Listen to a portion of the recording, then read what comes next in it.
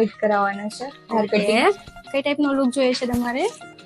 લુકમાં છે ને મારે હેરની લેન્થ વધારે શોર્ટ નથી કરવી, ઓકે, લેન્થ લોંગ જ રાખવી છે અને સ્ટેપ વાઇઝ 1 2 3 4 એવી રીતે સ્ટેપ આવે એને. ઓકે. વાત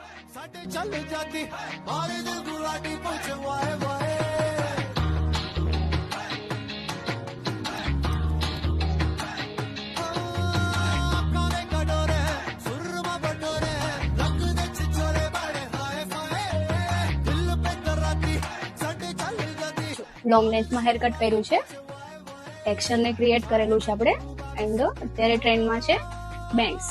આપણે કેવું લાગ્યું તમને હેર કટ?